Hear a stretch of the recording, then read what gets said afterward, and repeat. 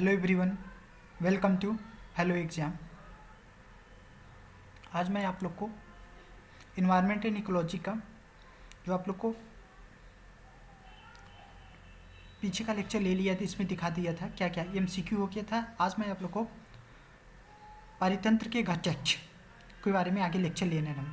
किसी भी जो इसके घटक होते हैं, आपको इकोसिस्टम के जो कंपोनेंट होते हैं उसके बारे में आप लोग को बता रहा हूँ। देखिए, किसी भी क्षेत्र में सभी जीवधारों जैविक अजैविक संयुक्त रूप से इस इकोसिस्टम का निर्माण करते हैं। इसमें मतलब कि आपका बायोटिक और एबायोटिक, मतलब एबायोटिक मीन्स आपका अजैविक और जैविक मीन्स बायोटिक, ये दो कंपोनेंट मिल करके इसका फॉर्मेशन करते हैं। परितंत्र में जैविक अजैविक घटकों से मिलकर पूरी रचना का निर्माण करते हैं।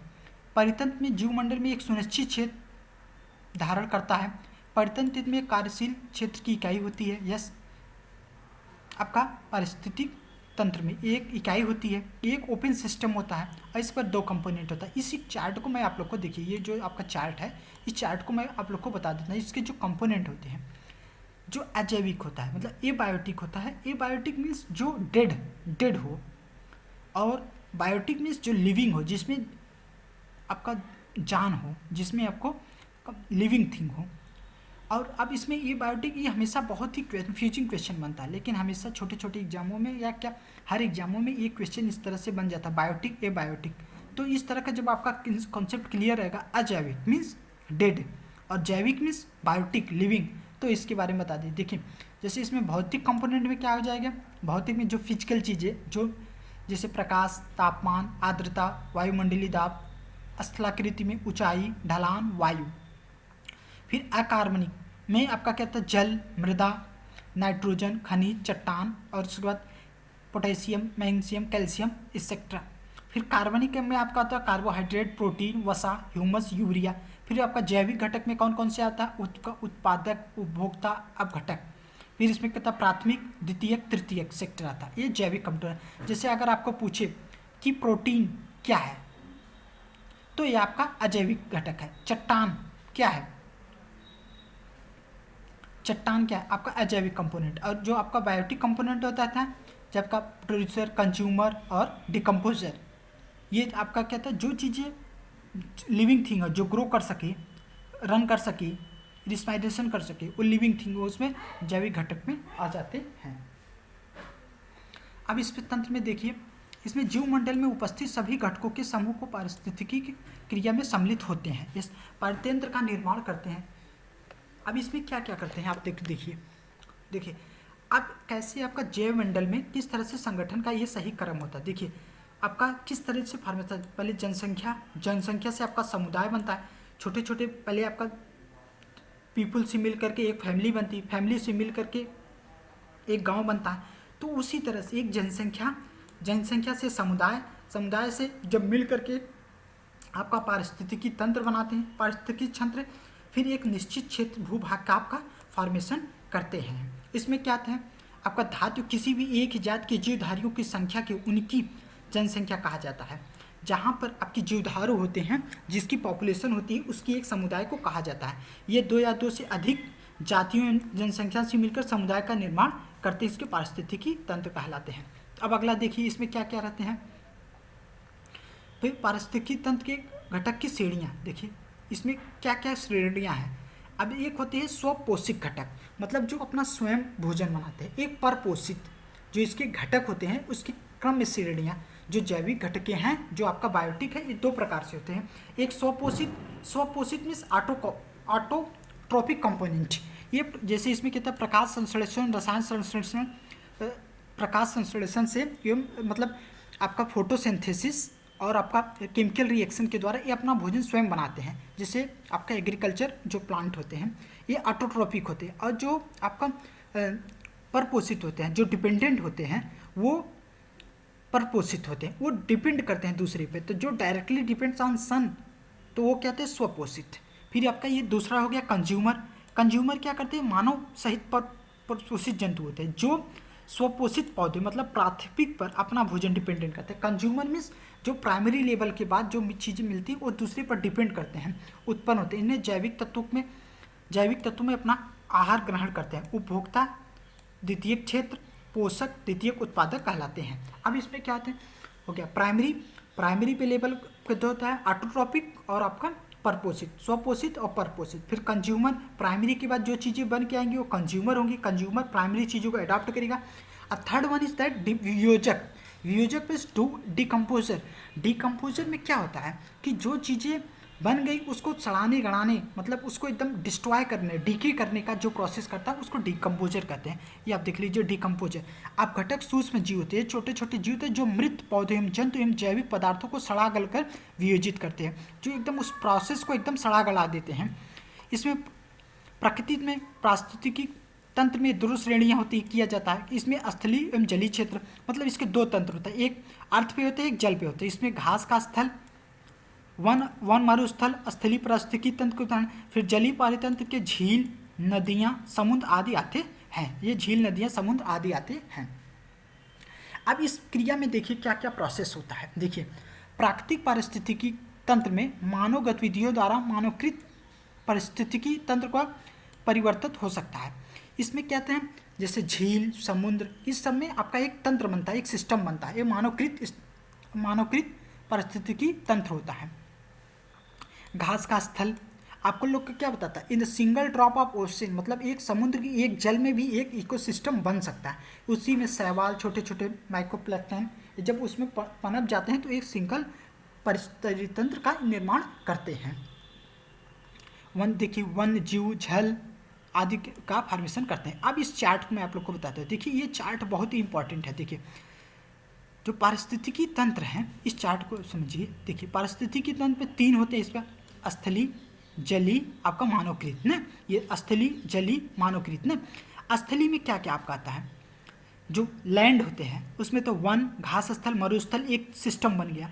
फिर वाटर बॉडी में क्या आता है आपका तालाब, झील, झरना। उसके बाद ये तालाब, झील, झरना ये लेस्ट सॉल्टीस्ट होता है, इसमें साल्ट की मात्रा कम होती है। जो साल्ट में ज़्यादा होता है इसमें आपका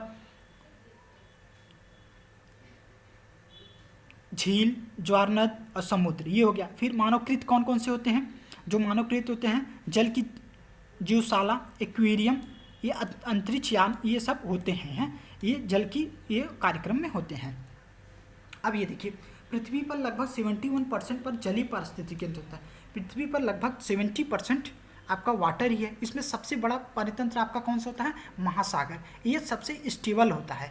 महासागर जो आपका मतलब है ये परिस्थिति, जो ओशियन होता है मोस्ट स्टेबल इकोसिस्टम होता है। इस पर देखिए हमेशा क्वेश्चन आपको एग्जाम में बना रहता है। देखिए फिर सागरी जल एक खारा जल होता है, इसमें रहता है। फिर घुलनशील ऑक्सीजन, डिजॉल्व ऑक्सीजन होता है। जो आपके जो मछलियाँ कहाँ बनती हैं, जहाँ पे आपका डिजॉल्व ऑक्सीजन प्रेजेंट होता है। जैसे देखते हो कि जिस छोर पे आपका गर्म पानी और ठंडा पानी दोनों आके मिलते हैं, उसमें क्या होता है, ऑक्सीजन का फॉर्मेशन होता है। जब ऑक्सीजन का फॉर्मेशन होता है तो उससे क्या होता है कि वहाँ फाइटोप्लैंक्टन, मतलब मछलियाँ जीव आते हैं। जहाँ पर जैसे गल्फ स्ट्रीम की धारा, जब आप वर्ल्ड मैप में देखेंगे तो गल्फ स्ट्रीम की धारा और उधर से आपका अलास्का से जो धारा है, उसके अलास्का से साइड के आती हैं धाराएं, तो जो कनाडा से जा रहा है और इधर गल्फ स्ट्रीम के धारा, जब दो धाराएं आकर के मिलती हैं, एक गर्म और ठंडी, तो वहाँ पर फिश का फॉर्मेशन। जिस छोर पे आप देखे होंगे, जिस नदी के पानी में जहाँ पर पॉन्ड का पानी जाता है, जहाँ पर गर्म पानी गिरता है और ठंडा पानी मिलता है, तो दोनों में क्या होता है, गर्म ठंडा मिलते हैं, तो उसमें ऑक्सीजन का डिजॉल्व ऑक्सीजन इंक्रीज कर जाता है, उसमें फाइटोप्लैंक्टन इंक्रीज कर जाते हैं, तो उसमें मछलियाँ का फॉर्मेशन होता है। मछली के लिए उपयुक्त प्लेस होता है।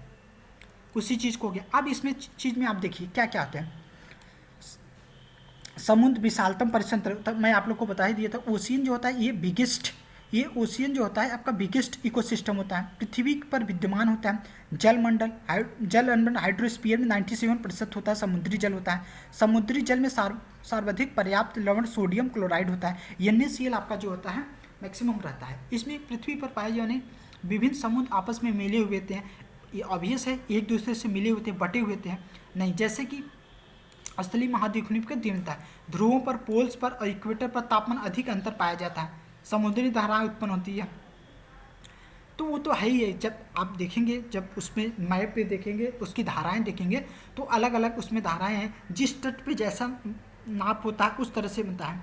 जैसे ऑक्सीजन की कमी नहीं हो पाती, जहाँ पर जैसे झीलें मिलते हैं, समुद्र में ज्वार भाटे आते हैं जिससे स्तर बदलता रहता है। फिर समुद्री पारितंत्र में आपका सेटिस्फैक्शन स्टेरिफिकेशन किस प्रकार से है। आप देखिए, आप जो आपका जोन पाया जाता है, जैसे आपके देखिए ये आपका कॉन्टिनेंटल सेल्फ है, ये आपका पृथ्वी, ये आपका ज़मीन वाला पार्ट है और यहाँ से लैंड वाला पार्ट है।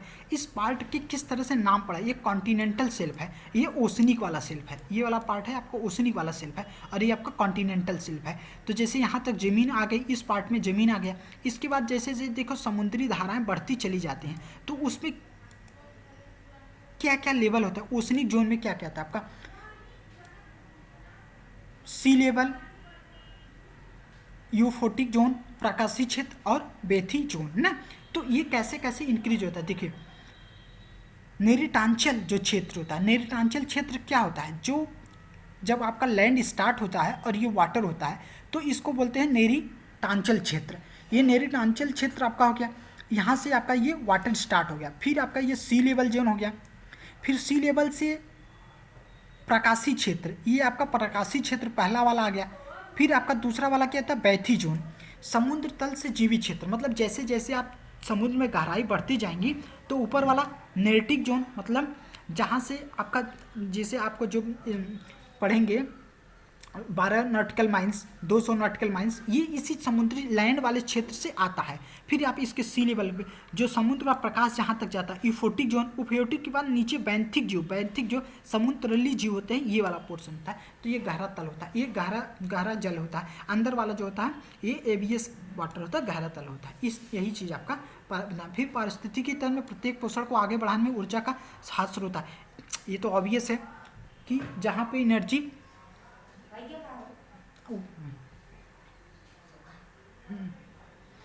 ऊर्जा का ह्रास होता है ना, इसी कारण से यहाँ पे उपभोक्ताओं से अधिक होती है। पारिस्थितिकी में शाकाहारियों की संख्या मांसाहारियों से अधिक होती है।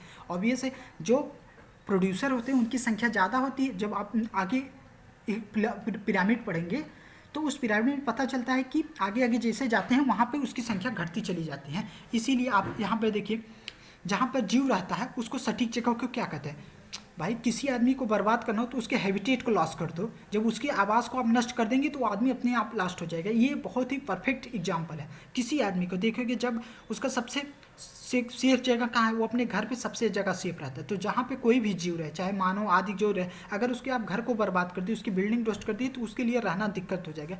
तो ये इंपॉर्टेंट क्वेश्चन है। ये कहाँ पर आवास हो गया। फिर निम्नलिखित में कौन सा परितंत्र इकोसिस्टम शब्द का सर्वोच्च वर्णन करता है। कौन सा आपका इकोसिस्टम को सर्वोच्च एग्जाम सबसे ज़्यादा बताता है, कौन सा। जीवों में ऑर्गेनिज्म समुदाय के साथ साथ वह पर्यावरण का जिसमें रहते हैं, जिसमें पर्यावरण रहते हैं वो प्रकाश करते क्या होता है, किसी भी क्षेत्र में जीवधारी वातावरण में उपस्थित अजैविक घटक के लिए पारितंत्र का फॉर्मेशन करते हैं।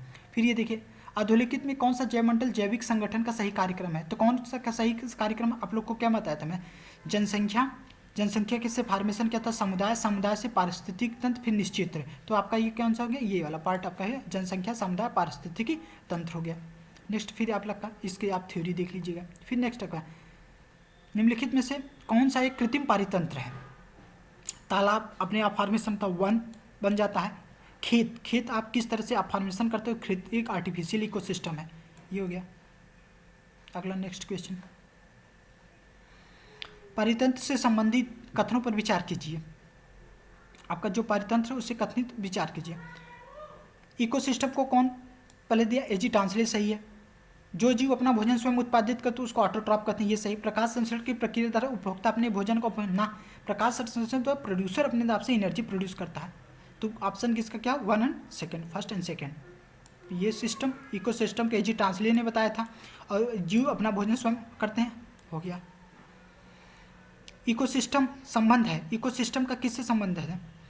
इकोसिस्टम में क्या सब उत्पादक प्राथमिक उपभोक्ता सबसे देती है। मैं आप लोग को बताया था प्राथमिक उपभोक्ता जैसे घास फूस जो चीज़ें होते हैं जो सन से एनर्जी लेते हैं डायरेक्ट प्रोड्यूस करते हैं। आप लोग को मैं ऑब्वियस बता देता हूँ, sun energy is main source of energy. देखेंगे अर्थ पे जहाँ भी एनर्जी आती है वो सन की ही एनर्जी आती है। सन एनर्जी सबसे ज़्यादा प्रोड्यूस करती है। सन एनर्जी से आप देखेंगे बड़े बड़े सिस्टम सब कंपोनेंट वहीं से एनर्जी लेते हैं, वही मेन सोर्स है। अब फिर कूट को पारिस्थितिकी तंत्र में विविध अवयव आपस में एक दूसरे पर निर्भर नहीं है, गलत। पारिस्थितिकी तंत्र में तो एक दूसरे पर डिपेंड रहते हैं। मानव की क्रियाओं से वातावरण प्रभावित होता है, यस इफेक्ट है, ये सही है। तो अब इसमें देख लीजिए ऑप्शन इसका क्या है, डी। ये गलत है, आर सही है। पारिस्थितिकी तंत्र में एक दूसरे से लोग जुड़े हुए हैं। इनमें कौन सा एक कृत्रिम तेज क्षेत्र है, आपका ये धान का खेत एक का कृत्रिम क्षेत्र हुआ है। सबसे पर सर्वाधिक कौन सा फैला हुआ है, जो ओशियन है सबसे लंबा फैला हुआ है, 71% क्षेत्र में फैला हुआ है। किस क्षेत्र में कौन सा विश्व में विशालतम पारिस्थितिकी तंत्र है, समुद्र। ओशियन इज जो स्टेबल है और विशालतम है, 97% पार्ट पर ये आपका समुद्री होता है। सबसे अगला क्वेश्चन आप आइए, सबसे अधिक पारिस्थितिक स्थिर पारिस्थितिकी तंत्र कौन सा है, आपका इसमें देखिए सागरी महासागर पार्ट ही। आप इसमें ऑप्शन में देख लीजिएगा, थ्योरी आप पढ़ लीजिएगा, बार बार की थ्योरी उसी के लिए कराना नहीं चाहिए। ये कौन सा एक स्थलीय पारितंत्र का उपभाग नहीं है, पर्वत है, सागरी क्षेत्र ना, पर्वत स्थलीय, पर्वत सागरी तो ओशियन हो गया, निम्न स्थलीय अर्ध शुष्क स्थलीय तो सागर वाला नहीं है। That's all, thank you, have a nice day, God bless you.